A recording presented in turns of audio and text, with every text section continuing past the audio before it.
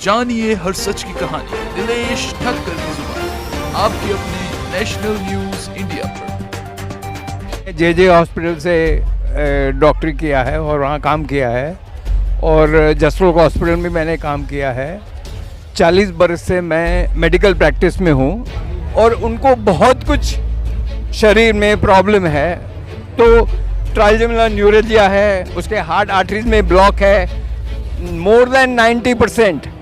तो ऐसे हालत में पैरोल नहीं देना और जुल्म करना और ये सब, तो ये बिल्कुल ठीक नहीं है। जो क्रिटिकल कंडीशन में है और आप उसको ऐसे दबा के बैठे हुए हैं, ये नहीं चल सकता है, ये गलत है, ये जुल्म है, ये जुल्म बोलते हैं हम इसको, जुल्म है ये।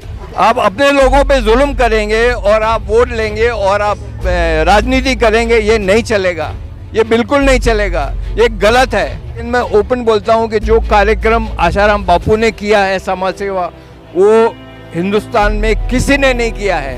उसको एक गलत आरोप में ये कुछ लोगों ने षड्यंत्र रचा के और इतना बड़ा फाइल बना के उसको जेल में डाला है। ये झूठा आरोप लगा के एक 85 के संत को ऐसे बंद करके रखने का ये बड़ा, सबसे बड़ा जुल्म है। दुनिया के अंदर ये पहला केस है जिसमें ऐसे हुआ है। डॉक्टर मनोहर सोबानी है और मैं जे हॉस्पिटल से डॉक्टरी किया है और वहाँ काम किया है और जसरोग हॉस्पिटल में मैंने काम किया है। 40 बरस से मैं मेडिकल प्रैक्टिस में हूँ और 30 बरस से मैं बापू से जुड़ा हूँ। और बापू से जुड़ने के बाद जो मेरे में परिवर्तन आया है, समाज सेवा का मेरा भाव लोगों के प्रति बदली हो गया है कि बापू एक ऐसे संत मिले मुझे जिसने मेरे जीवन में परिवर्तन लाया कि जीवन अपना खाने कमाने के लिए नहीं है। भगवान ने आपको डॉक्टर बनाया है तो आपको समाज की सेवा करनी है। तो बापू जी के जो भी कैंप है मैंने अटेंड किए हैं और काफ़ी समय बिताया है। बापू के निवास के बाहर मैं पूरी रात सोया हूँ। कभी मैंने बापू को कोई भी गलत काम करते या और कुछ बात करते या कोई लेडीज़ के नज़दीक आते अभी तक देखा नहीं। तो ये जो घटना है बापू के बारे में, वो उसने मेरा होश उड़ा दिया है। और मैं तो अमेरिका, लंदन सब जगह जाता हूँ, मेरी मेडिकल कॉन्फ्रेंस होती है और मैं वहाँ बात करता हूँ। कोई भी एडवांस कंट्री के अंदर एक संत को, वहाँ तो बेसिक ह्यूमन राइट्स है, तो ये हमारा भारत देश में क्या ह्यूमन राइट नहीं है कि एक संत को जो 85 प्लस साल का है उसको डाल दिया है। और जो भी ये षड्यंत्र किया है, ओके, तो ये षड्यंत्र में जो भी भागीदार है उनको तो क्या होगा उनका, वो तो खुदा जाने। लेकिन मैं इतना बोल सकता हूँ कि इतना अन्याय एक संत के साथ जिसने लाखों नहीं करोड़ों लोगों का परिवर्तन किया है कि उनके हृदय में प्रभु बसते हैं, लोगों में प्रभु बसते हैं, तो उनके अंदर एक अच्छा भाव, समाज समर्पण, समाज सेवा का भाव लाए हैं।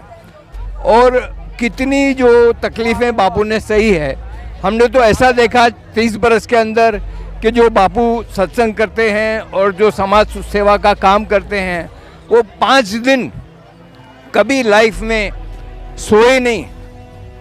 हर दिन सुबह से रात तक उन्होंने सेवा की है, सत्संग किया है।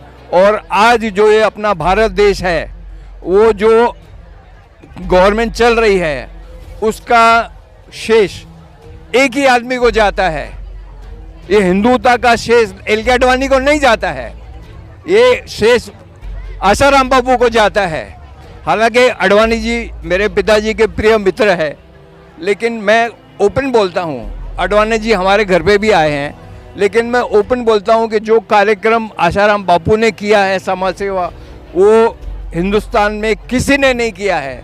और ऐसे महान संत जिसका पूरा जीवन समाज सेवा में लगा है, उसको एक गलत आरोप में ये कुछ लोगों ने षड्यंत्र रचा के और इतना बड़ा फाइल बना के उसको जेल में डाला है और हर चीज़, अभी मैं पेपर पढ़ा था 2 दिन पहले, तो उसमें क्या मांग किया है कि 5 रिटायर्ड हाईकोर्ट जज को आप केस दे दो और वो जांच करेंगे।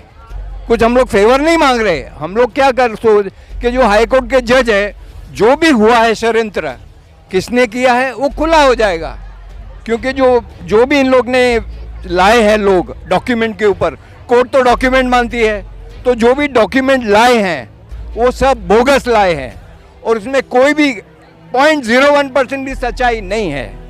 तो ये झूठा आरोप लगा के एक 85 के संत को ऐसे बंद करके रखने का ये सबसे बड़ा जुल्म है। दुनिया के अंदर ये पहला केस है जिसमें ऐसे हुआ है।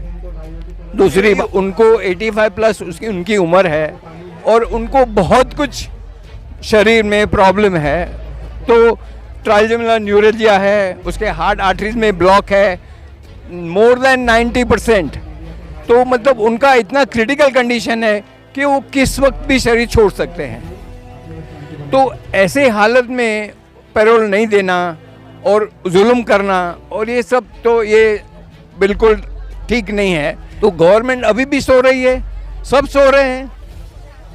तो कम से कम न्यायपालिका को, सरकार को बापू के समाज उत्थान के कार्य को देखते हुए उनको राहत देनी चाहिए। बिल्कुल बिल्कुल, उनको देखो ना, अभी लीगली जो होगा वो ठीक है, सरकार डिसाइड करेगी, लेकिन हमारी मांग है कि हाई कोर्ट, सुप्रीम कोर्ट के रिटायर्ड जज से ये जो पूरा कार्यक्रम हुआ है 10-11 बरस से, उसके पर नज़र डाल के वो सही है गलत है वो डिसाइड करे।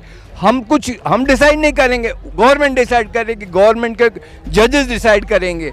लेकिन जब तक वो डिसीजन आवे तब तक तो एक ह्यूमन बीइंग है जिनकी तबीयत खराब है, जो क्रिटिकल कंडीशन में है, और आप उसको ऐसे दबा के बैठे हुए हैं, ये नहीं चल सकता है, ये गलत है, ये जुल्म है, ये जुल्म बोलते हैं हम इसको, जुल्म है ये सरकार के द्वारा जुल्म हो रहा है। मानव अधिकार हिंदुओं के लिए नहीं है, ये और लोगों के लिए है जो चिल्ला चिल्ला के वो बात करते हैं। ये हिंदुस्तान है, ये पाकिस्तान नहीं है। तो ये गवर्नमेंट को सोचना चाहिए कि हम अपने लोगों के पास जुल्म क्यों कर रहे हैं। आप अपने लोगों पे जुल्म करेंगे और आप वोट लेंगे और आप राजनीति करेंगे, ये नहीं चलेगा, ये बिल्कुल नहीं चलेगा, ये गलत है। जानिए हर सच की कहानी दिनेश ठक्कर की जुबान, आपके अपने नेशनल न्यूज इंडिया पर।